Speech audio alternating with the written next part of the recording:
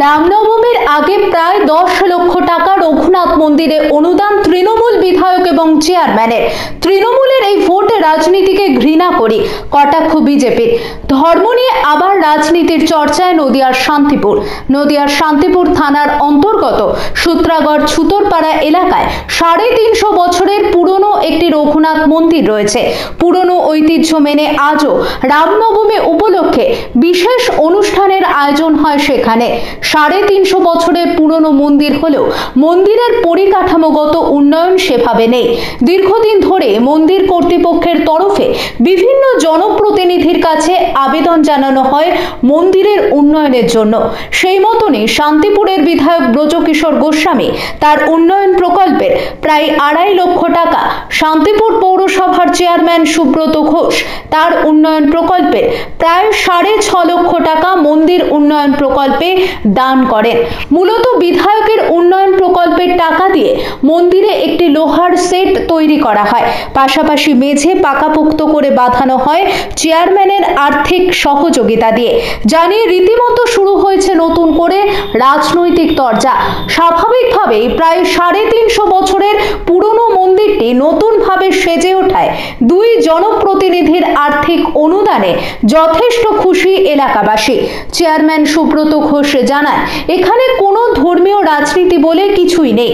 শান্তিপুর সর্বধর্মের মিলন ক্ষেত্র, সেই কারণে আমরা মন্দির মসজিদ সব বিষয় উন্নয়নের দিকে নজর দিই।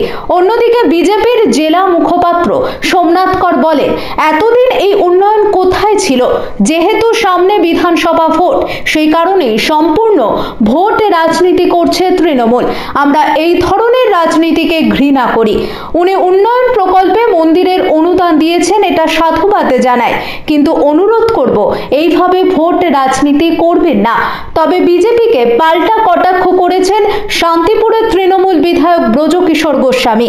তিনি বলেন, রাজনীতি করে যদি মন্দিরের উন্নয়ন হয়, তবে আমি বিজেপিকে হাত জোর করে বলবো, আপনারাও রাজনীতি করুন এবং উন্নয়ন করুন।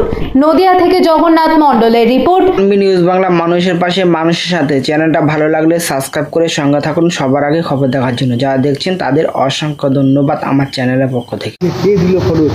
ভালো লাগছে, বিধায়ক দিচ্ছে। বিধায়ক দিয়েছে, কত টাকা মতো দিয়েছে সেটা কি আমি বলতে পারি? এই যে বিধায়ক খরচ করে যে একটা মন্দিরের উন্নয়ন করছেন, এটা কি কেমন লাগছে আপনাদের এলাকার মধ্যে? খারাপ লাগছে না, ভালোই লাগছে। একটা দেবতা স্থানে করে দিচ্ছেন। এই কি চাইছেন আপনারা যে আগামী দিন এইভাবে প্রশাসনিক স্তরের আধিকারিকরা কি মন্দির বা ধর্মীয় স্থানগুলোকে উন্নয়ন করুক? সেটা ওনাদের ব্যাপার এবং যারা করছে তাদের ব্যাপার আছে, বুঝেছেন? আপনার নাম? আমার নাম গোপাল শর্মা। এই মন্দিরটার নাম হচ্ছে শ্রী রঘুনাথজির মন্দির, সূত্রাগড় অঞ্চলে অবস্থিত, শান্তিপুরের মধ্যে।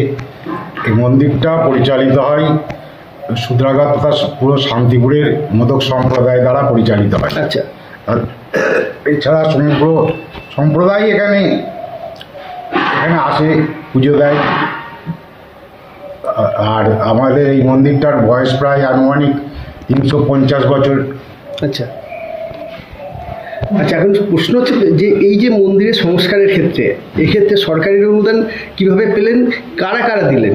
এই মন্দিরের সংস্কারের ক্ষেত্রে আমাদের শান্তিপুরের মাননীয় বিধায়ক ব্রজকিশোর গোস্বামী সর্বতভাবে সাহায্য করে এই নাট মন্দিরের চালাটা প্রস্তুত করে দিয়েছেন।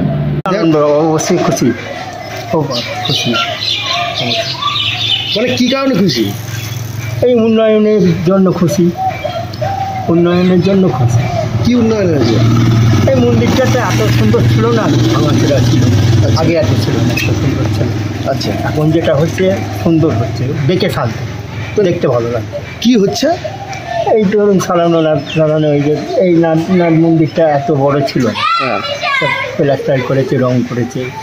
হ্যাঁ, এই পরশুদিন যখন এই চালাটা ঠিক করলো, টিনের চালাটা, এটা এইগুলো তো ছিল না। কে দিল টাকা? বিধায়ক দিয়েছে। কোন মন্দিরে কোন খাতে কত টাকা দিয়েছেন এবং কী কারণে? প্রশ্নটা খুবই হালকা হয়ে গেল না, এই প্রশ্নটা খুব অদ্ভুত লাগছে আমার। শান্তিপুরে 350 বছরের প্রাচীন একটি রাম মন্দির আছে, সেখানে বিধায়ক তহবিল থেকে একটি শেডের দাবি তারা করেছিল, সেই কাজটি সম্পন্ন হওয়ার পথে এবং পৌরসভার কাছে তারা একটি সিমেন্ট কংক্রিট চেয়েছিল ভক্তদের বসে নাম গান ভাগবত পাঠ শোনার উদ্দেশ্যে। সেই কাজটাও পৌরসভা অলরেডি শুরু করে দেবে। উৎসব মিটে গেলে আমার বিধায়ক তহবিল থেকে কাজটি কমপ্লিটের পথে। কিন্তু বিজেপি বলছে যে ভোটের আগে এটা রাজনীতি হচ্ছে। ওনারাও একটু করুন না, যদি ভোটের আগে ওনারা একটু রাজনীতি করেন, দয়া করে যদি একটু রাজনীতি করেন ভোটের আগে, তাতে যদি 10টা মন্দিরের ডেভেলপমেন্টের ব্যক্তি ব্রজকিশোর গোস্বামী খুশি হবে, একজন সনাতন ধর্মের রক্ষক পরিবারের সন্তান হিসাবে আমি অনুরোধ করছি একটু করুন না, আনন্দ পাবো। তাতেও 10টা মন্দিরের উন্নতি হোক না, শান্তিপুরের মন্দিরগুলো বাঁচুক না। পর্ব নিয়ে যখন মানে একটা রাজনীতি চর্চার জায়গায় চলে এসছে, তখন দেখা গেল সামনেই রামনবমী, রঘুনাথ মন্দিরের উন্নয়ন প্রকল্পে সেখানে রামনবমীর অনুষ্ঠানও হয়। বিধায়ক এবং চেয়ারম্যান প্রায় 10 লক্ষ টাকা অনুদান দিলেন। কিভাবে দেখছেন এটা আপনারা? মনে হলো যে মাত্র আর একটা বছর যা টার্ম আছে, 26 সালে ভোট আছে, তা হঠাৎ করে তার এত বছর বাদে মনে হলো যে রামনবমীর প্রাক্কালে রাম মন্দির সংস্কার করতে হবে। তাহলে এতদিন কোথায় ছিলেন বিধায়ক? সমস্যা হচ্ছে কি, প্রশ্নটা যে জায়গাতে দাঁড়াচ্ছে সেটা হচ্ছে যে দীর্ঘদিন ধরে উনি জানতেন যে পরিস্থিতি আস্তে আস্তে হিন্দু ভোট কনসোলিডেট হচ্ছে এবং সেই জায়গায় দাঁড়িয়ে ওনার প্রকৃতপক্ষে হিন্দু ভোটটা প্রয়োজন আছে। কেবলমাত্র ভোটের রাজনীতিকরণের স্বার্থে রাম মন্দিরের সংস্কার উনি এই মুহূর্তে রামনবমীর প্রাক্কালে করতে আসলেন। এতদিন পর্যন্ত তার মনে পড়েনি আমাদের শান্তিপুরে কটা রাম মন্দির আছে উনি বলতে পারবেন? বলতে পারবেন না। অর্থাৎ তাকে যখন বুঝিয়ে দেওয়া হয় বা বলে দেওয়া হয় যে এই কাজটি করলে তার এইভাবে রাজনৈতিক প্রফিট হতে পারে, তিনি সেই রাজনৈতিক প্রফিটের চিন্তায় তিনি কাজ করে থাকেন। অর্থাৎ আমরা এইটুকু বলতে চাইছি যে আপনারা জানেন দীর্ঘদিন ধরে আমরা রামনবমী উৎসব পালন করি এবং রামনবমীর বড় শোভাযাত্রা আমরা বের করি। শুধুমাত্র এইখানে একটা রাজনৈতিক স্বার্থসিদ্ধির উদ্দেশ্যে বিধায়ক আজকে এই সংস্কার করছেন। সংস্কার হচ্ছে আমার ভালো কথা, কিন্তু সংস্কারটা রাজনৈতিক স্বার্থে না করে যদি মানে অন্তত হিন্দুত্ব মন নিয়ে এবং হিন্দুদের বর্তমানিক যে পরিস্থিতি, এবং আপনারা দেখেছেন যে একটি বিশিষ্ট সম্প্রদায় যেভাবে হিন্দুদের ওপরে ক্রমাগত আক্রমণ হানছে, হিন্দুদের বেছে বেছে আজকে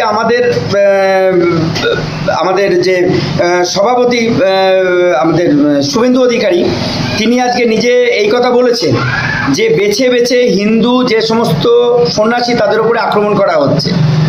অর্থাৎ পরিষ্কারভাবে যখন হিন্দুরা আজকে জোটবদ্ধ এবং ঐক্যবদ্ধ হচ্ছে কেবলমাত্র ভোটের স্বার্থ রক্ষা করার জন্যে, কিছু হিন্দু ভোটকে পাওয়ার উদ্দেশ্যে আজকে এই কাজ বিধায়ক করছেন। শান্তিপুরের বিধায়ক মাত্র 1 বছর আর তার মেয়াদ আছে, সেই জায়গাতে দাঁড়িয়ে তিনি এই কাজ করে চলেছেন।